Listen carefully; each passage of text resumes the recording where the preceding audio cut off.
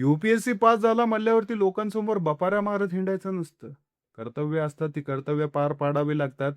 सर्वसामान्य लोकांची सेवा करण्यासाठी ती यू-पी-एस-सीची एक्झाम विद्यार्थी देतात. यू-पी-एस-सी करून तिथं ट्रेनिंगमध्ये जातात लबासणाला. तिथं शपथ खाऊन येतात, की आम्ही सर्वसामान्य लोकांची सेवा करू आणि इकडं आल्यावरती राजकीय नेत्यांच्या तळवे चाटणं, राजकीय नेत्यांच्या आजूबाजूला फिरणं, राजकीय नेत्यांकडनं कमिशन खाणं एवढंच नव्हे, कॉन्ट्रॅक्टर असतील, माझा आवडता कॉन्ट्रॅक्टर त्याला मी कमिशन खाऊन कॉन्ट्रॅक्ट देणार.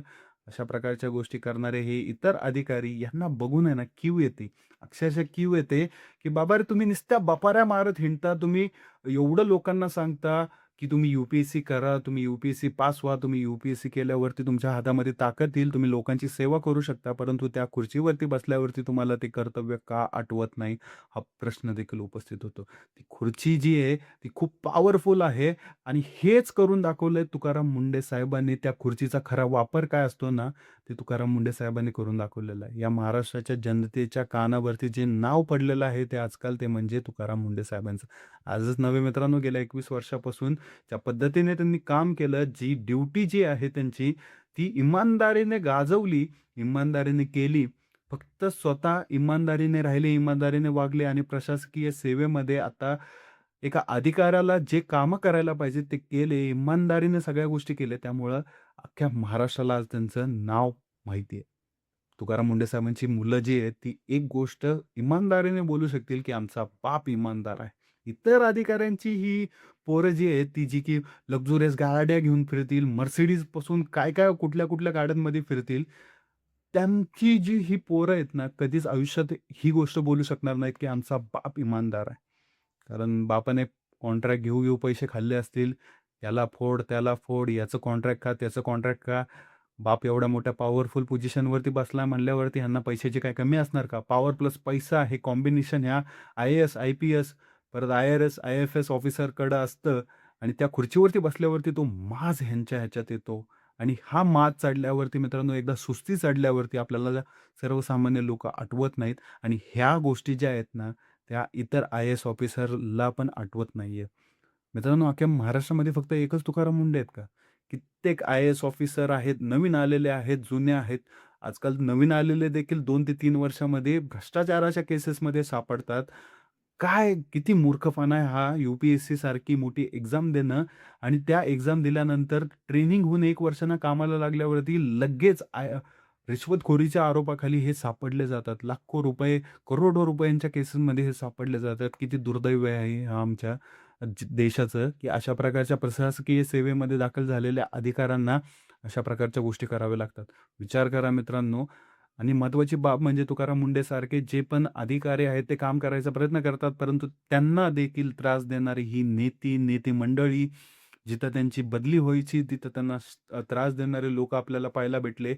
अतिशय अवघड जीवन असतं एका अधिकाऱ्याचं, परंतु जो एकदम मलाई खात बसतो ना, तोच सुखात राहतो आणि जो मलाई खात नाही, तो लाथाडतो त्या काळ्या कमाईला. त्यांची अवस्था तुकाराम मुंडेसारखी होती. तुकाराम मुंडे साहेब हे सर्वसामान्य लोकांच्या मनात आता बसलेले आहेत. 21 वर्षामध्ये 25 बदल्या साधी गोष्ट नाहीये मित्रांनो. एवढ्या वेळा त्यांच्या बदल्या झाल्या. कित्येक मोठमोठी ताकद त्यांच्या हातात आली. मोठमोठे डिपार्टमेंट त्यांच्या हातात आले. आणि हे डिपार्टमेंट त्यांच्या हातात असताना देखील त्यांनी एक पैसा कुणाचा खाल्ला नाही. इमानदारीने कर्तव्य करत राहिले, इमानदारीने काम करत राहिले, लोकांवरती कारवाई करत राहिले. एफ-डी-एचा अधिकारी झाल्यापासून 3 महिन्यामध्ये 1100 पेक्षा जास्त कारवाया, खूप साऱ्या लोकांना अटक केली. गुटख्यांवरती जी बंदी आहे, ती कायमस्वरूपी चांगल्या प्रकारे चालू आहे का? त्यांचा जो माल येतो, कुठे येतो, त्या लोकांना पकडून त्याच्यावरती मकोका लावला. सगळ्या गोष्टी मित्रांनो तुकाराम मुंडे साहेबांनी या 3 महिन्यामध्ये आपल्याला दाखवल्या. एक अधिकारी काय करू शकतो, या सगळ्या गोष्टी तुकाराम मुंडे साहेबांनी दाखवल्या आणि हेच अधिकारी पण जे आहे, ते तुकाराम मुंडे साहेबांना शोभून दिसतं आणि ही जी कारवाई होतात ते प्रत्येक ठिकाणी रेड पडतात ते. मित्रांनो, सगळ्यात महत्त्वाचं म्हणजे एखाद्या व्हेजिटेरियन माणसाला त्याच्या आयुष्यामध्ये एकच गोष्ट जी आहे ती खाऊ शकतो, तो एन्जॉय करून खातो, तो म्हणजे पनीर. या पनीरमध्ये पण डुप्लिकेशन आलं होतं. डुप्लिकेट पनीर सापडत होते. एनालॉग पनीर, कसल्या-कसल्या गोष्टी आजपर्यंत आयुष्यात आपण ऐकलं नव्हतं. ह्या सगळ्या गोष्टी आपल्याला पाहायला भेटल्या आणि या सगळ्यांवरती बंदी घातली ती म्हणजे तुकाराम मुंडे साहेबांनी. मित्रांनो, खूप मोठं कर्तव्य आहे त्यांचं आणि या त्यांच्या कर्तव्यामुळंच या सर्वसामान्य लोकांच्या मुखामध्ये चांगल्या गोष्टी चावू लागल्या.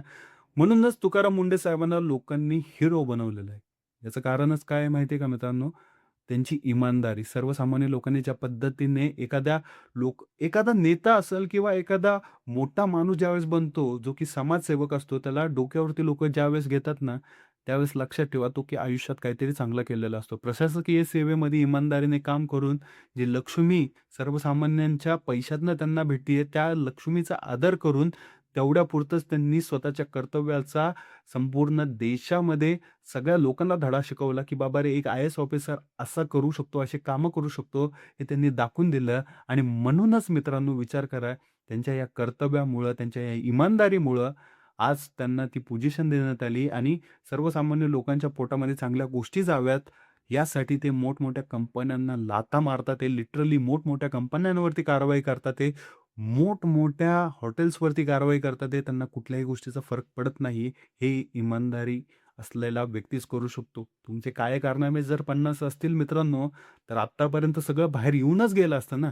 त्यांनी कुठलेही काळे कारनामे केले नाहीत. इमानदारीने ते राहिले, इमानदारीने काम केलं. त्यामुळंच मित्रांनो, त्यांना त्या इमानदारीचं फळ आहे आणि आपल्या सर्वसामान्य महाराष्ट्रातल्या लोकांनी देखील चांगलं पुण्य केलंय म्हणून आपल्याला एक असा अधिकारी लाभला, जो की इमानदारीने काम करतोय. इतर अधिकाऱ्यांना बघितल्यावरती मला कीव येते यांच्यावरती. अक्षरशः कीव काय येते माहिती आहे का? की हे लाळपुशे आहेत. लाळ पुसतात हे जे पण भ्रष्टाचारी नेते असतील, जे पण भ्रष्टाचारी अधिकारी असतील, त्यांची लाळ पुसणारे इतर अधिकारी पैसा खातात, करोड रुपये खातात. ह्यांची पोरं मोठमोठ्या गाड्यांमध्ये हिंडतात, मोठमोठ्या हॉटेल्समध्ये जाऊन राहतात, पार्टी करतात, एन्जॉय करतात. काय ठेवलंय या सगळ्या गोष्टीमध्ये? जर तुमचीच पोरं तुम्हाला इमानदार मानत नसतील तर या लोकांना विचार करा मित्रांनो, एखाद्या आय-ए-एस ऑफिसरचं एवढं तुम्ही कधी नाव ऐकलंय का?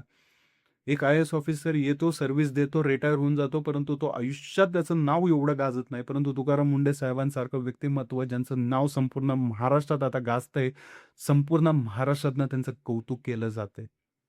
हे आय-ए-एस ऑफिसर जे आहेत, हे शासकीय अधिकारी हे त्यांनी कमवलेलं आहे. आणि हीच थोर मोठे काय म्हणतात माहिती आहे ना, आयुष्यात तुम्ही इज्जत किती कमवता ना, हे महत्त्वाचं असतं. तुम्ही किती पैसा कमवला, तुम्ही किती काय कमवलं, या गोष्टी महत्त्वाच्या नसतात. तुमच्या पुढे इज्जतदार व्यक्तिमत्व म्हणून जर लागत असेल, तर तुम्ही सगळं कमवलं म्हणतात आणि हेच कमवलंय तुकाराम मुंडे साहेबांनी. नक्कीच मित्रांनो, तुकाराम मुंडे साहेबांचं ट्रान्सफर होऊ नये, त्याच पोझिशनवरती राहावं, त्याच्याहून उन्नती व्हावी त्यांची, हीच आम्ही देवाचरणी अपेक्षा करतो आणि सर्वसामान्य जे लोक आहेत, त्यांची पण हीच अपेक्षा आहे, की या तुकारामाला आमच्या सेवेसाठी थोड्या वर्ष राहून द्या. आता त्यांना ट्रान्सफर नको, अशी अपेक्षा देखील सर्वसामान्य लोकं करतात आहे. नक्कीच मित्रांनो, तुम्हाला काय वाटतं या विषयावरती कमेंट करून